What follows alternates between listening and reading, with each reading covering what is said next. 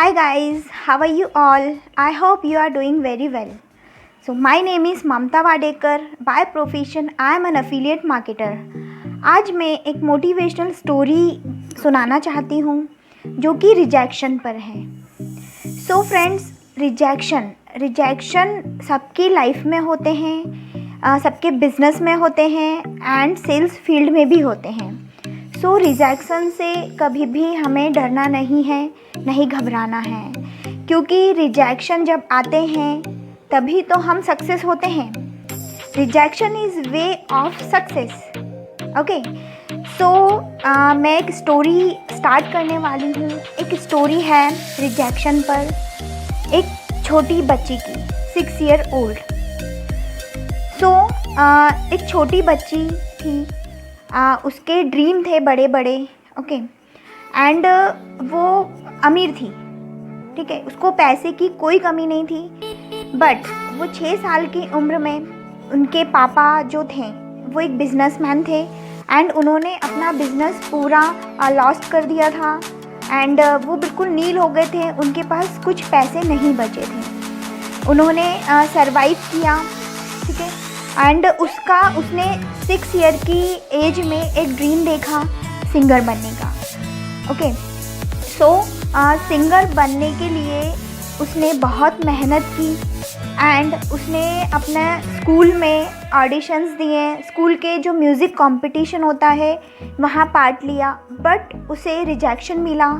उनकी जो music teacher थी उन्होंने कहा आपकी जो वॉइस है वो बहुत हेवी है एंड आप गाना नहीं गा पाओगी, सो आप ये रहने दो, आप स्टडी पर फोकस करो।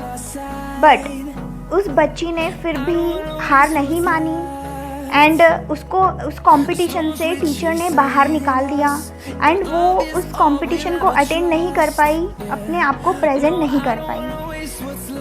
फिर कुछ टाइम बाद उसने फिर से थोड़ा सीख करके फिर से कंपटीशन में हिस्सा लिया, बट तभी उसको रिजेक्ट कर दिया क्योंकि उसकी जो वॉइस थी वो बहुत हैवी थी।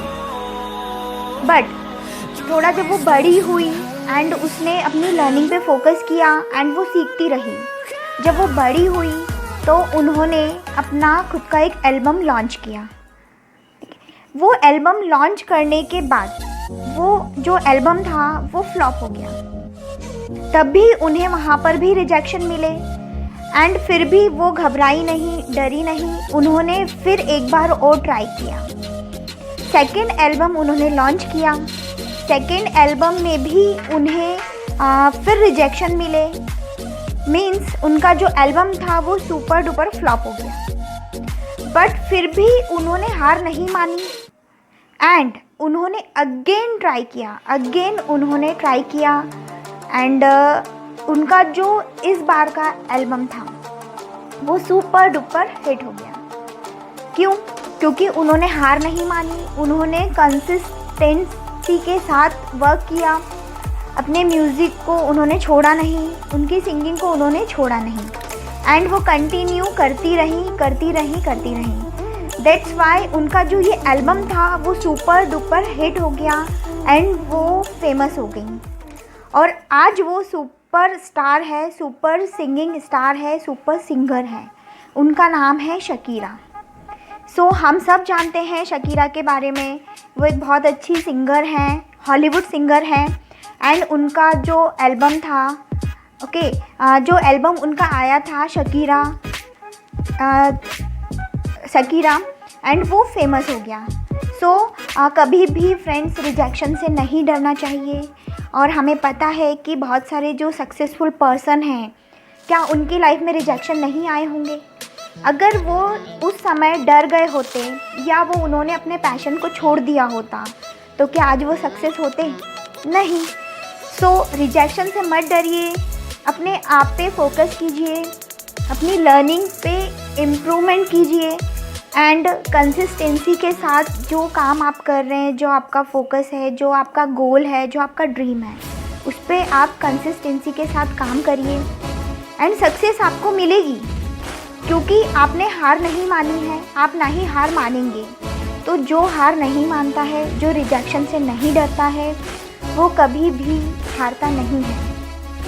तो शायद आपको मेरी ये स्टोरी पसंद आई होगी। सो आप इसे सीखिए एंड अपनी लर्निंग पे फोकस कीजिए एंड रिजेक्शन से मत डरिए, क्योंकि रिजेक्शन ही हमें सक्सेस बनाता है। And I am also trying, okay, I am not a successful person now, but I will be definitely successful person in my future. So thank you so much and stay safe, stay healthy and stay connected. Bye bye.